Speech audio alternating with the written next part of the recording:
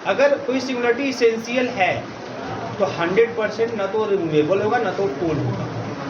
याद रखिएगा हमेशा आप लोग, कोई सिंगुलरिटी अगर इसेंशियल है तो 100% वो न तो रिमूवेबल होगा न तो वो पोल होगा। इसका मतलब रिमूवेबल है तो वो इसेंशियल नहीं होगा, अगर पोल है तो वो इसेंशियल नहीं होगा। हाँ ये हो सकता है रिमूवेबल है तो पोल हो सकता है, ये चीज़ें हो सकती हैं। अभी आप अभी केस हर क्वेश्चन में हम लोग डिस्कशन करेंगे कि क्या यह हो सकता है कि नहीं। जैसे मान लीजिए उसने बोला है कि पता करो, ठीक हम पता करेंगे, लेकिन क्या और भी कुछ हो सकता है कि नहीं, हम उसको भी चेक करते जाएंगे, ठीक है ना। ये चीज़ आप ध्यान दीजिएगा। लेकिन हाँ कुछ चीज़ ध्यान रखिए, जैसे ऑप्शन दे दिया आपको, ऑप्शन दे दिया तो अक्सर देखो जो कॉम्पिटिटिव एग्जाम नेट के होते हैं वहाँ जब आपके एक से अधिक ऑप्शन सही होते हैं ना, वहाँ मैटर फंसता है। क्योंकि वहाँ पे क्या होता है कि आप बोल दिया कि बताओ यह किस टाइप की सिंगुलरिटी है, रिमूवेबल, पोल, इसेंशियल, बस मैंने ऐसे कई तो ऑप्शन दे दिया। अब उसमें से क्या कर देगा, तब उसमें से एक से अधिक भी सही हो सकते हैं, तो वहाँ पे से सब बातें करनी होती है कि कौन सा सही होगा कौन सा नहीं सही होगा, ठीक है ना। हो गया ना यहाँ पे। चलिए फॉर एग्जाम्पल लिखिए, एग्जाम्पल में लिखिएगा या z इज इक्वल टू, इसके बारे में बताओ, e to the power 1/z के बारे में, इसके बारे में बताइए। अब इसमें देखना है, इसमें तो सिंगुलरिटी क्या होगी, सिंगुलरिटी क्या होगी 1/z इज इक्वल टू 0, मतलब z is equal to infinite. Infinite वाला हो जाएगा, नहीं नहीं नहीं नहीं बताइए। अगर z इक्वल टू हम 0 रखेंगे तब सिंगुलरिटी मिलेगी यहाँ पे। इज द सिंगुलरिटी, बोलो z equal to 0 is the singularity. लेकिन यहाँ हम रखेंगे 1/0, 1/0 infinite, e to the power infinite, infinite not exist हो जाएगा। तो z equal to 0 is the singularity. लेकिन अभी क्या इसेंशियल सिंगुलरिटी है कि नहीं है, तो देखो हम इसे एक्सपांसन कर सकते हैं, इसे एक्सपांसन कर सकते हैं। कैसे भैया, भाई आप जानते हैं कि e to the power x का एक्सपांसन 1 प्लस है ना x अपान फैक्टोरियल 1, मतलब 1/z इंटू फैक्टोरियल 1, क्लियर है ना, प्लस z स्क्वायर, मतलब यहाँ जो 1/z है x के स्थान पे, है ना, तो 1/z square into factorial 2 plus 1/z cube into factorial 3, ऐसे। तो देखो यहाँ पे z का हर टर्म निगेटिव ही मिल रहा है, मतलब कि यहाँ पे आपको z के जो निगेटिव पावर वाले टर्म है वो इनफाइनाइट नंबर में मिल रहे हैं। इसका मतलब ये the principal part contains infinite term. Here principal part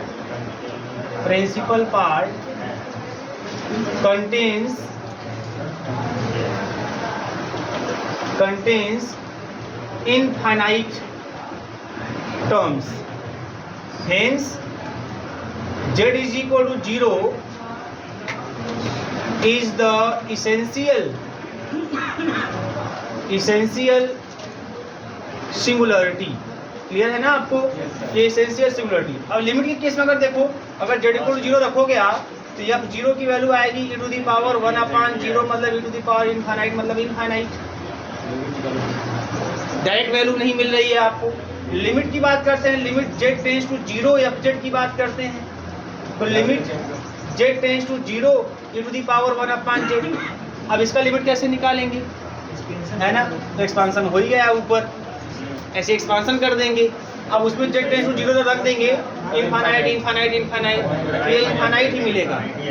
बात समझ में आ रही है ना, ये समस्या रिमूव नहीं हुई, इनफाइनाइट वैल्यू नहीं मिली, इन्फिनिटी ही आ रहा है, मतलब नॉट एग्जिस्ट की बात ही हो रही है, नॉट एग्जिस्ट। तो अगर डायरेक्ट वैल्यू रखने पर भी नॉट एग्जिस्ट, लिमिट लेने पर भी नॉट एग्जिस्ट, इसका मतलब इसेंशियल, इसका मतलब इसेंशियल, मतलब ये नहीं जाने वाला, ये रहेगा भैया इसेंशियल सिंगुलरिटी।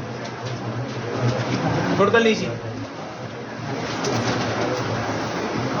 ठीक है। अब कुछ बातें आपको लिखवा देते हैं, उसके बाद हम लोग कंटिन्यू कर जाएंगे अपने क्वेश्चन पे। मेन क्वेश्चन, जो क्वेश्चन आपके एग्जाम में आएंगे,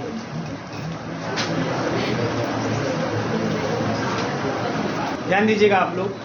पोल और जीरोज की अगर बात करें, आपने जीरोज में भी देखा था कि जीरोज का भी आर्डर होता है, अब पोल का भी आर्डर होता है। अगर fz के पास z इक्वल टू a पोल है आर्डर m का, तो 1/fz के पास जीरोज होगा आर्डर m। जीरो जो तो जस्ट एक दूसरे के उल्टे, जस्ट उल्टा एक दूसरे की बात समझ आई। अगर मान लीजिए ऐसे भी बोलते हैं कि fz has a zeros of fz है, ऐसे बोल सकते हैं कि z equal to a, z equal to a is the zeros of fz of order m, then z equal to a is the pole of 1/fz of order m। बात समझ में आ रही है ना, मतलब किसी फंक्शन का अगर जीरोज ऑर्डर m का है एग्जिस्ट कर रहा है तो उसी का 1 जब करेंगे फंक्शन का, है ना, तो उस फंक्शन का जो 1/fz वाला फंक्शन होगा, है ना, वही जो जीरोज है वो पोल के रूप में दिखाई देगा, उतने ही ऑर्डर का दिखाई देगा। अगर पोल है तो 1 कर देंगे तो वही आपका पोल जीरो के रूप में दिखाई देगा, उसी ऑर्डर का दिखाई देगा। बात समझ में आ रही है? ये समझ में आ रही बात ना? यहाँ पे अब नोट में लिखिएगा आप लोग, थोड़ा लिखे नहीं कि आप लोग लिखो जल्दी जल्दी, गधा हो गया तुम लोग एकदम। फ्रेंड्स ठीक है ना? हो गया?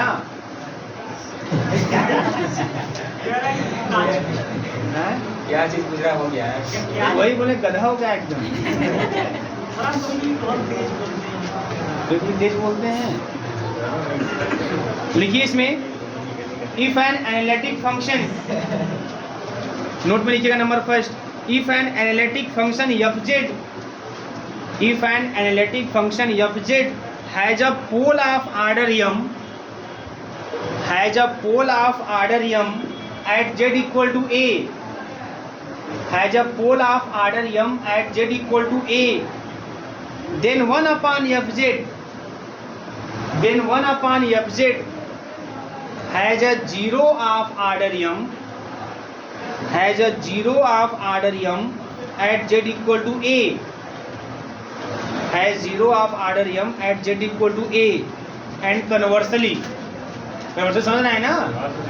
है ना? हाँ, कन्वर्स भी होगा, मतलब कि अगर fz अगर आपके पास 0 रख रहा है ऑर्डर m का तो 1/fz पोल रखेगा ऑर्डर m का, ठीक है ना? एंड कन्वर्सली, सेकंड नंबर लिखिएगा, zeros and poles are isolated, zeros and poles are isolated, zeros and poles are isolated. Next number लिखिएगा, ये बहुत ही इंपॉर्टेंट अभी नंबर लिखवाने जा रहा हूँ, स्टार लगा दीजिएगा इस नंबर में।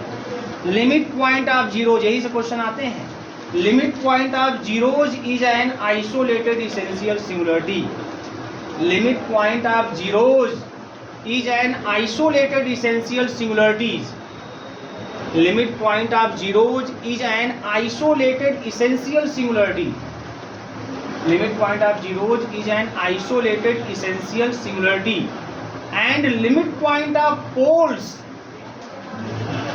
and limit point of poles are non-isolated essential singularity, and limit point of poles are non-isolated essential singularity।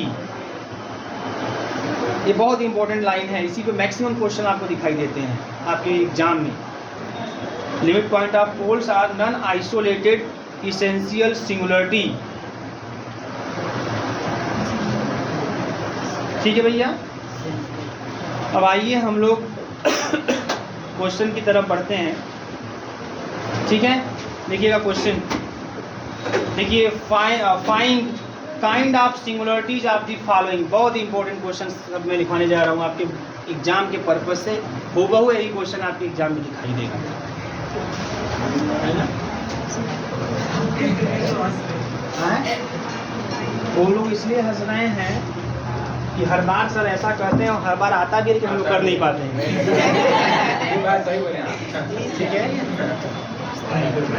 तो ये बस नहीं आप एक दोस्त निकाल, हमारा दोस्त को निकल रहा है जी, अच्छे से बताया नहीं, आ ही नहीं रहा। हाँ, देखिए, find kind of singularities of the following, find kind of singularities of the following.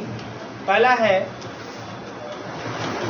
cot pi z upon z minus ए का square at Z is equal to a and z equal to infinite. दूसरा है tan 1/z at Z is equal to 0। तीसरा है cosec 1/z at Z is equal to 0। चौथा है sine 1/1 minus का z at Z is equal to 1। ये चार important question. अभी और भी क्वेश्चन आपको मैं लिखवा देता हूँ, और भी जोड़ दें इसी में, बोलो भैया। चलिए मैं और भी जोड़ दे रहा हूँ। 1 साइन जेड माइनस का cos Z at Z is equal to π/4। Next है साइन जेड माइनस का cos Z at Z is equal to infinite. Next है 1 minus e to the power Z upon 1 plus e to the power Z at Z is equal to infinite. Next है Z cosec Z at Z is equal to infinite. ठीक है, ये सब important question है, सब बहुत important question है। और है ना, मुझे ऐसा लग रहा है कि 100% क्वेश्चन इसमें से दिखाई देगा, 100%।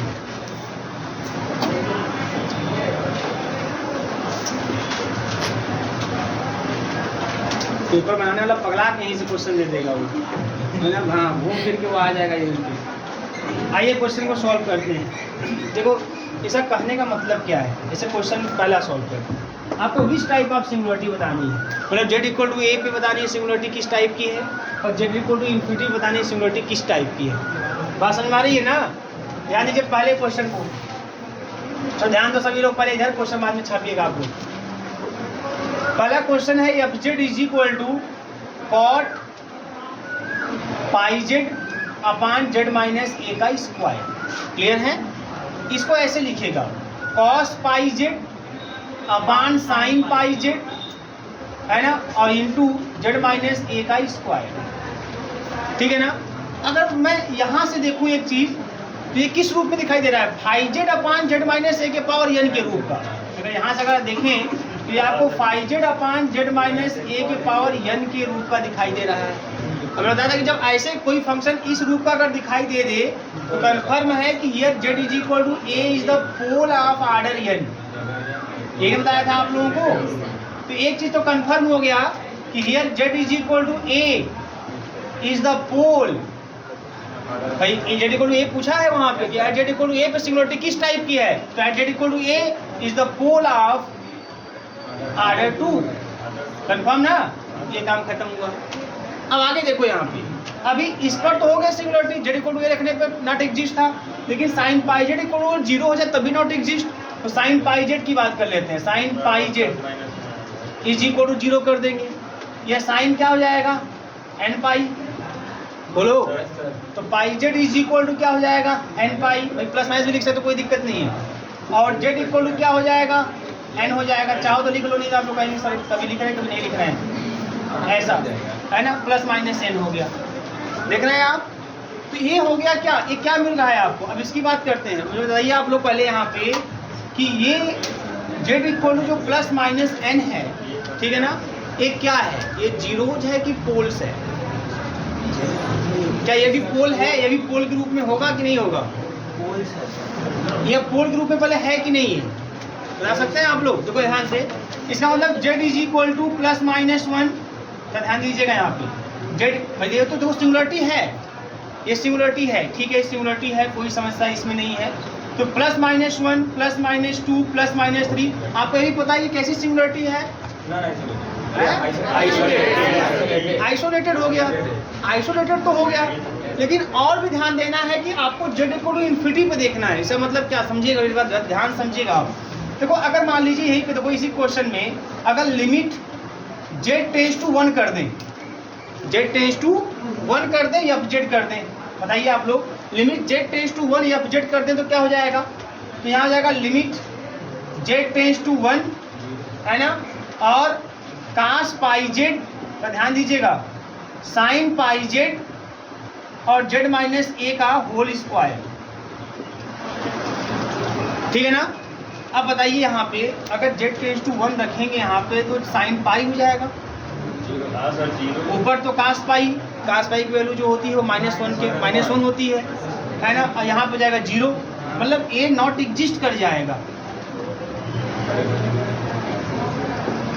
मेरी बात समझ में आ रही है? यहाँ मैं डायरेक्ट लिख दूँ ये टेंस टू इनफाइनाइट कर जाएगा। When z tends to 1 then these goes tends to infinite।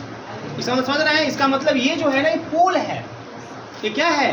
ये जो +-1 +-2 देखो आइसोलेटर तो है, ये है, लेकिन ये क्या है? पोल है, ये पोल है, इसमें कोई डाउट नहीं, ये पोल है। ठीक है, क्लियर है बात समझ आ रही है ना? यह पोल हो गया। अब ये पोल है, लेकिन एक चीज और ध्यान दो, जो पोल आया हुआ है z इक्वल टू ±n, इस पोल का मैं ले लेता हूँ लिमिट। मैंने आपको लिखवाया है कि limit point of zeros is called isolated essential singularity, और limit point of poles is क्या? Non isolated essential. देखो यहाँ पे क्या हो जाएगा मालूम है? यहाँ पे जब हम लिखेंगे limit n tends to infinity, limit point of poles, poles क्या है? z। बात समझ में आ रही कि नहीं आ रही? ध्यान समझना है यहाँ पे। लिमिट ये पोल है, ठीक है ना? तो limit n tends to infinity z, मतलब limit n tends to infinity ±n pi, इस पोल का आप ले रहे हो लिमिट। तो लिमिट पॉइंट ऑफ पोल कितना आ गया? n। लिमिट पॉइंट ऑफ पोल कितना आ गया? इनफाइनाइट। क्या आ गया आपका? इनफाइनाइट। क्लियर है ना? तो लिमिट पॉइंट +∞ -∞ कोई फर्क नहीं पड़ता, इनफाइनाइट आ गया। बात समझ में आ रही है? अब लिमिट पॉइंट ऑफ पोल आ गया इन्फिनिटी +∞ भी आ गया। तो देखो यहाँ बोला है z इक्वल टू इन्फिनिटी, यहाँ देखो इन्फिनिटी आ गया, लेकिन बट ये इन्फिनिटी है क्या? This infinity is the limit point of pole. ये इन्फिनिटी है क्या?